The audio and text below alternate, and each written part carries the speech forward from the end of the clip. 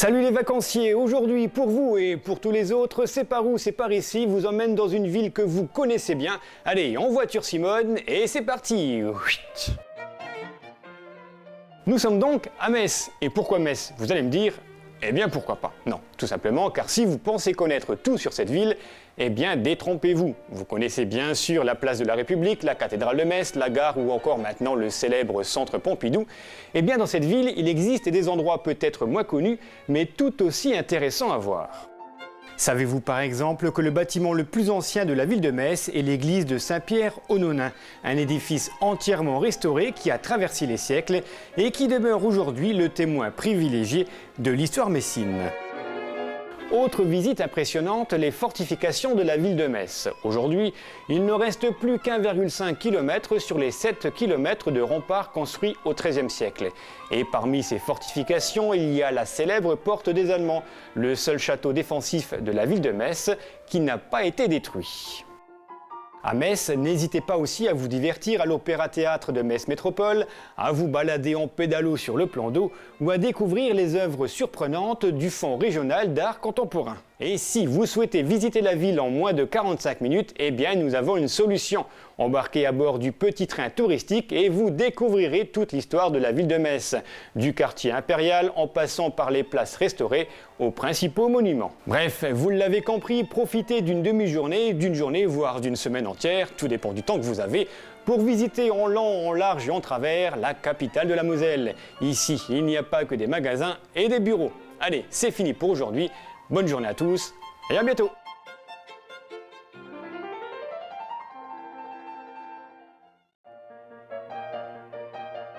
Salut à tous, C'est par où, c'est par ici, vous emmène aujourd'hui à... Nous sommes sur les hauteurs de Romba, au pied de la tour de Drins précisément.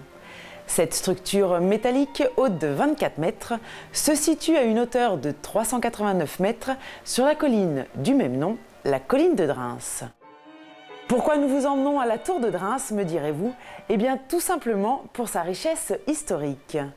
Durant l'annexion de l'Alsace-Lorraine par les Allemands, le club vosgien, et plus particulièrement la section rombasienne, eut l'idée d'élever une tour d'observation à des fins touristiques. La première tour de 25 mètres fut érigée en 1904, mais détruite par les Allemands pendant la Première Guerre mondiale. Il faudra donc attendre 1932 pour que le club ne la reconstruise. Associée aux souvenirs d'enfance de nombreux rombasiens, cette tour de fer de 16 tonnes, construite avec l'acier produit par l'usine de la ville, est un témoin de l'histoire industrielle de Lorraine. Et par beau temps, on dit que le paysage se révèle à 80 km à la ronde. On peut donc voir les Ardennes, le Luxembourg, la Belgique, les Côtes de Meuse, ainsi que la flèche de l'ossuaire de Daumont. Pour vous y rendre, c'est tout simple, il vous suffit de crapahuter et monter sur la colline de Drins.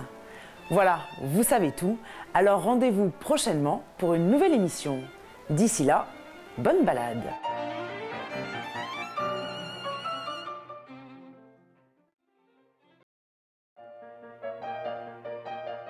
Salut à tous, C'est par où, c'est par ici, vous emmène aujourd'hui à...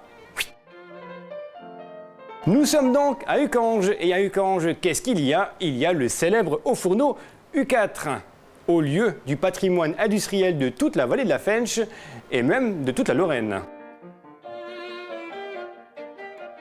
Le U4, comme on l'appelle, est un haut fourneau qui s'est éteint définitivement en décembre 1999. Classé à l'inventaire des monuments historiques depuis 2001, il fait partie aujourd'hui d'un ensemble qui comprend également le jardin des Traces, situé sur l'ancienne usine d'agglomération d'Uckange. L'objectif est donc de faire comprendre aux visiteurs tout le processus de fabrication de la fonte, et tout cela dans un parcours ludique et pédagogique. Et si vous avez la chance de venir voir ce haut fourneau la nuit, c'est encore mieux.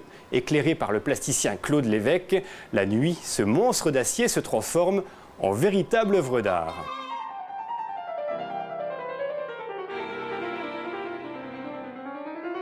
Enfin, dernière info, la saison est rythmée par une série de manifestations culturelles à découvrir sur le site de la communauté d'agglomération du Val de Fensch, dont on vous donnera le lien à la fin de ce numéro. Le parc du Haut-Fourneau est ouvert d'avril au 1er novembre, de 14 h à 18 h 30 du mardi au dimanche. Ouverture exceptionnelle tous les vendredis et les samedis de 20 h 30 à minuit.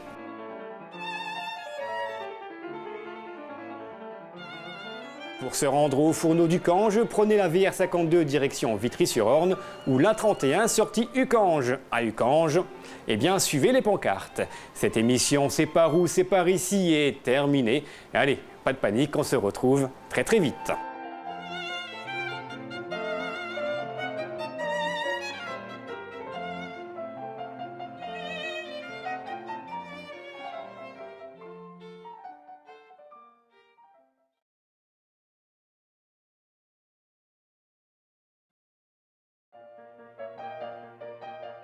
Bonjour à tous, C'est par où, c'est par ici, vous emmène aujourd'hui à... Nous nous situons au cœur de l'étang de l'Indre, sur la presqu'île de Tarquimpol, pour parler de la maison du Pays des Étangs. Cette maison est l'un des sites majeurs d'éducation à l'environnement du parc naturel régional de Lorraine. Au cœur d'un site reconnu pour son intérêt écologique, la Maison du Pays des Étangs fait découvrir au public la faune et les richesses du patrimoine naturel et archéologique de Lorraine à travers des actions en faveur de l'environnement. Cette maison propose de nombreuses manifestations comme des conférences thématiques, des sorties nature ou archéologiques, des expositions temporaires ou permanentes, ainsi que des après-midi récréatives pour les enfants. L'occasion de découvrir le monde secret des étangs, la composition du paysage, ainsi que l'histoire gallo-romaine en Lorraine.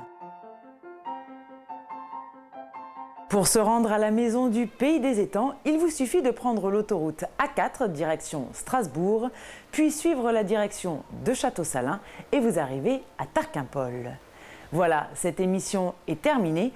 On vous donne rendez-vous très prochainement pour un nouveau numéro de C'est par où, c'est par ici. D'ici là, bonne balade au Pays des Étangs.